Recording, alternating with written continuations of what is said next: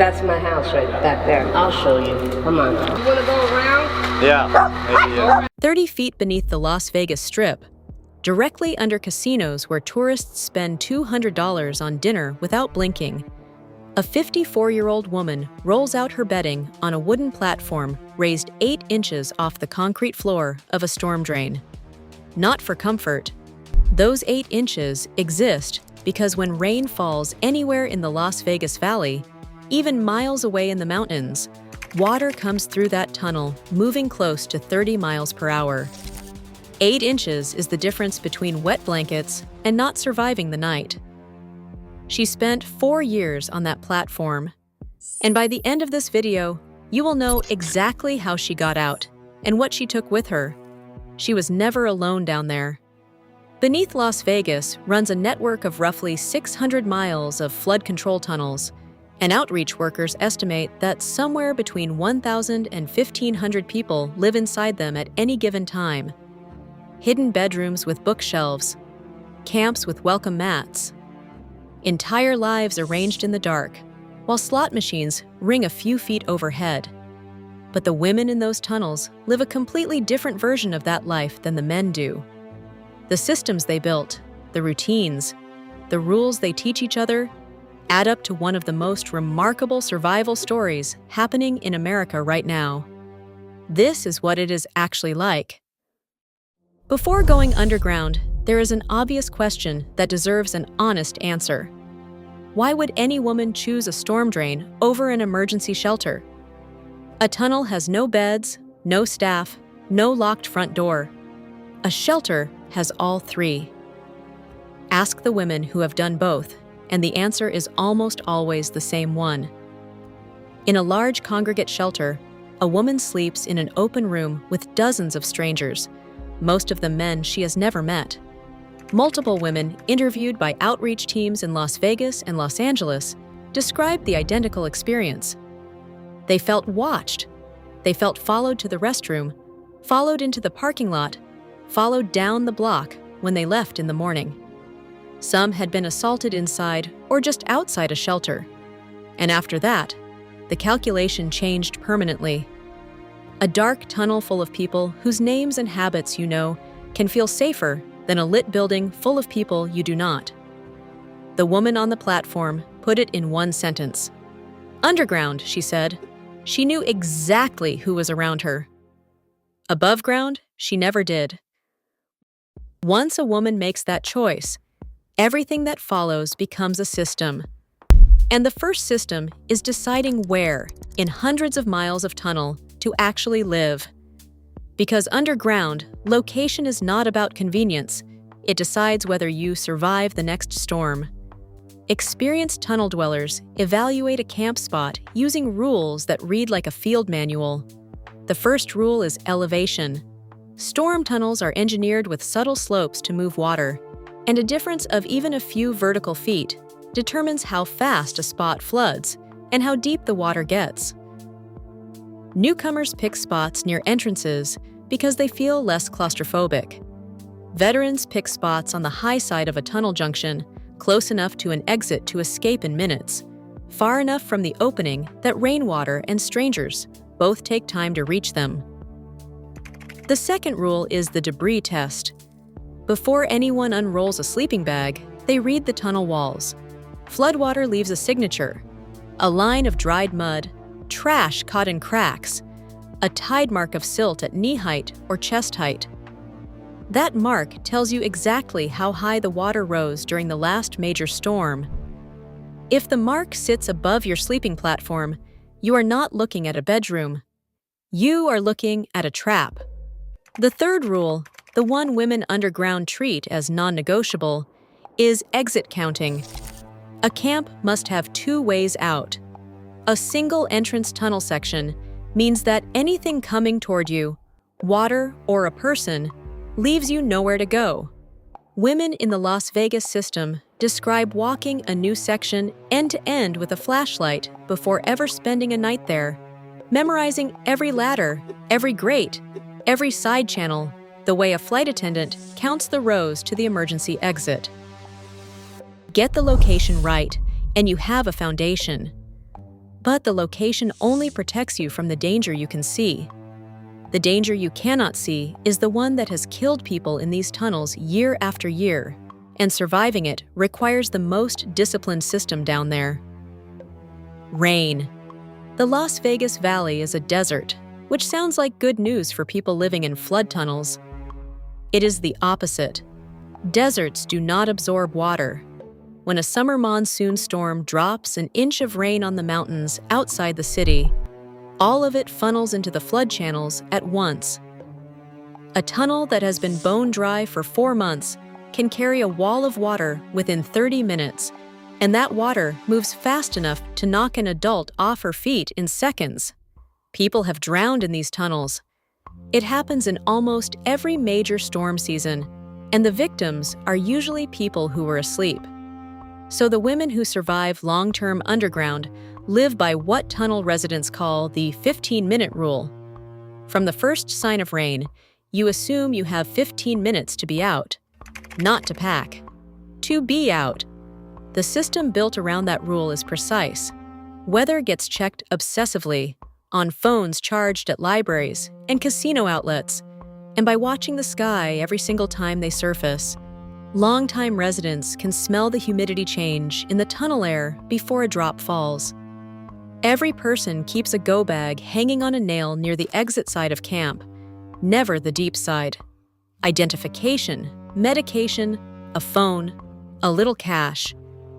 Everything else in the camp is considered replaceable, and residents say the mental discipline of truly believing that, of being willing to walk away from every possession you own in under a minute, takes months to learn. The raised platforms matter here too. Sleeping on pallets or milk crates buys time. Rising water reaches the floor before it reaches you, and cold water, touching a dangling hand, has woken more than one sleeper in time to run. The woman on the platform went further. She strung empty aluminum cans on a fishing line across the tunnel floor upstream of her camp. Water hits the cans before it hits her bed. A homemade flood alarm that costs nothing and has no batteries to die. That system carried her through 2 flood seasons. A man who camped deep in a side channel near her, without one, lost everything he owned in a single July storm and was lucky to lose nothing else. But floods only threaten a tunnel resident a few nights a year. The threat that shapes a woman's life underground every single night is other people. And the system women develop to handle that threat is the one outreach workers say separates their experience from everything else in this story. They call it being a ghost. The goal is simple to state and brutally hard to live. Nobody who does not need to know you exist should ever know you exist. Women underground manage their visibility the way soldiers manage light discipline. Entry and exit happen at chosen hours, usually mid-morning and mid-afternoon, when the streets above are busy enough to blend into, and the tunnel entrances are not being watched. Never at the same time 2 days in a row. Never through the same entrance twice in a row if a second one is walkable. Light is controlled ruthlessly. A flashlight beam travels a long way down a straight concrete tunnel, and light where light should not be is the first thing that draws strangers toward a camp. Women describe shielding lanterns inside cardboard boxes with a single opening aimed at the wall, reading by a glow no brighter than a phone screen, and going fully dark at the sound of any footsteps that do not announce themselves. Down there, people who mean well call out. Outreach workers shout hello from 100 feet away. Silence approaching in the dark means something else, and every woman in the tunnels knows the difference. Appearance is part of the system, too. Above ground, many women underground work to look housed. Clean clothes kept in a separate bag that never touches the tunnel floor. Hair tied back, a purse instead of a backpack. Looking housed means nobody watches which direction you walk when you leave, and the trail back to your camp stays cold.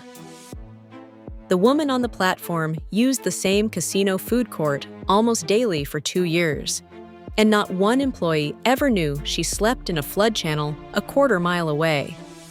she had exactly one close call. A security guard noticed her refilling a water bottle at the same fountain 3 days in a row and started walking behind her when she left. She did not speed up. She window shopped. She sat down and checked her phone like a tourist waiting on a friend for 40 minutes ease until he lost interest. Then she took a route home that added a mile. She never used that entrance again. One follow, one afternoon, and an entire piece of her routine got retired permanently. That is what the margin for error looks like down there. And then there is the partnership system. Very few women live in the tunnels completely alone. Most anchor themselves to a trusted partner, a boyfriend, a brother figure, or another woman, and to a wider cluster of known neighbors. Camps arrange themselves so that a stranger has to pass someone else's camp before reaching a woman's. Neighbors memorize each other's routines and notice within hours when someone does not come back. It is a neighborhood watch built by people the rest of the city assumes have no neighborhood at all. Now, there is a part of daily life underground that almost no video about tunnels ever talks about honestly. And for women, it dominates everything. Staying clean with no running water. The system runs on rotation. Casino restrooms on the Strip are open around the clock, cleaned hourly, and stocked with soap and hot water. And the unwritten rule is never the same location too often, never at peak hours, always looking like a guest. A $10 monthly membership at a budget gym is treated as one of the most valuable possessions a homeless woman can own because it converts pocket change into unlimited hot showers behind a locking door. Women who cannot manage the membership run on baby wipes, gallon jugs, and washcloths. A full wash in stages takes 4 times longer than a shower and never quite feels finished. And then there is the problem polite society refuses to discuss. Period products.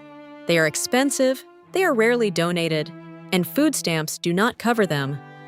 Outreach workers in Las Vegas and Los Angeles consistently report that menstrual supplies are the single most requested item among homeless women and the least likely item to be in a donation box.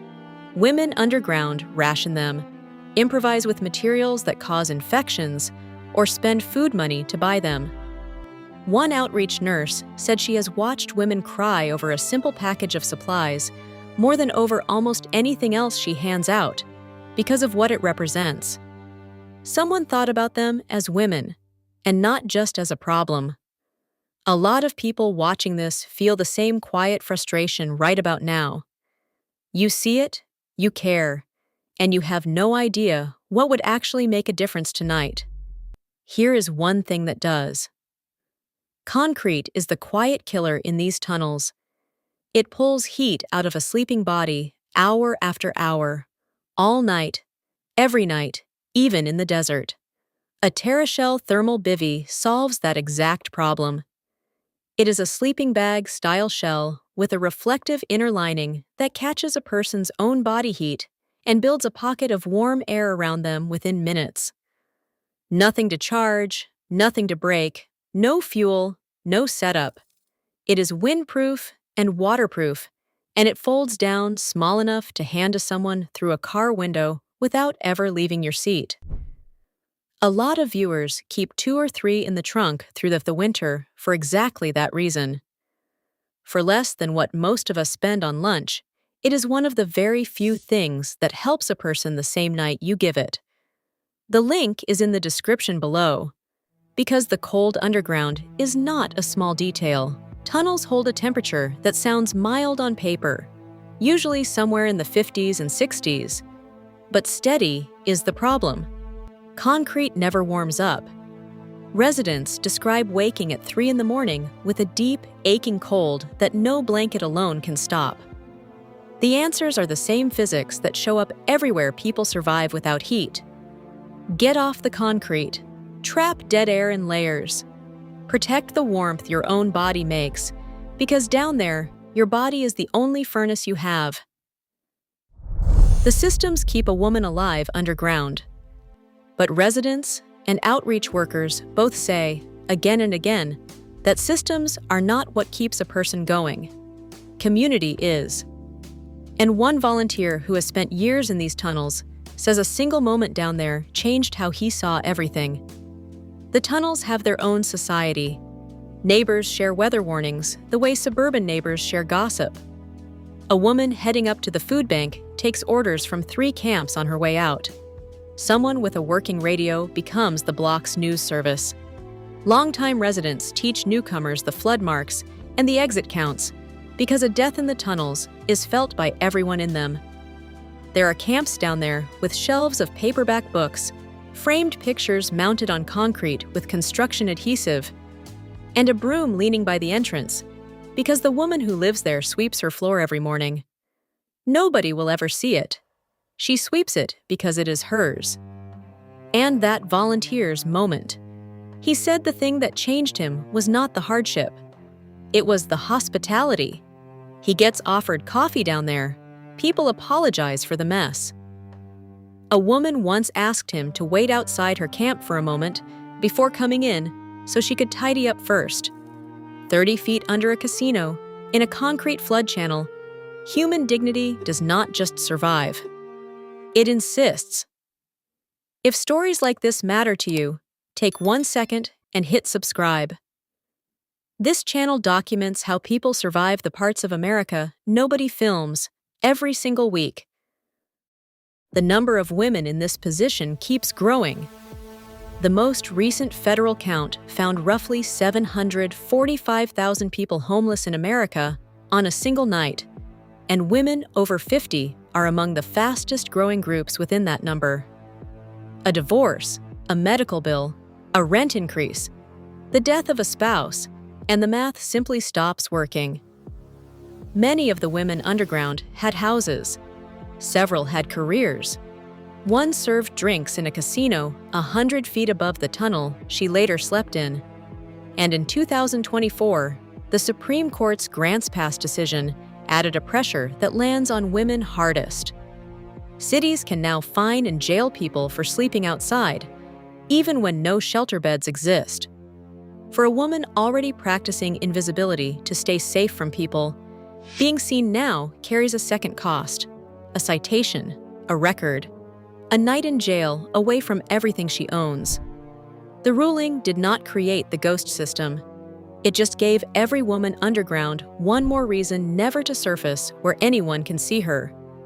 None of this is a solution. A flood channel is not a home. It has no plumbing, no heat, no legal right of occupancy. And a few times a year, it tries to kill everyone inside it. Every woman down there knows that better than any of us ever will. Which brings this back to the woman from the beginning. The platform, the 8 inches, the cans on the fishing line. After 4 years underground, an outreach program she had come to trust helped her into a real apartment. She said the tunnel had given her the one thing the streets above never did: predictability. She knew her exits. She knew her neighbors. She knew what the walls would do when it rained. Her first night in the apartment, she left the bathroom light on and set her shoes by the door, facing out.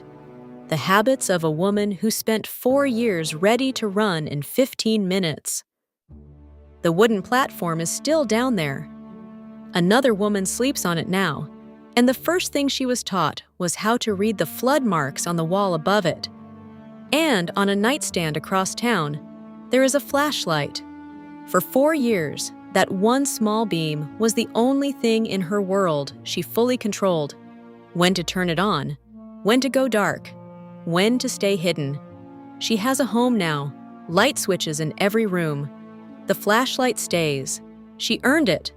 There are women sleeping under American cities tonight, beneath the traffic, beneath the casinos, beneath all of us. Somebody's mother, somebody's sister, somebody's former coworker. And what they have built in the darkest place a city has is something the statistics will never capture. The video on your screen right now goes inside another hidden survival world most people never see. And the systems those people built are every bit as remarkable as these. Click it, and I will see you there.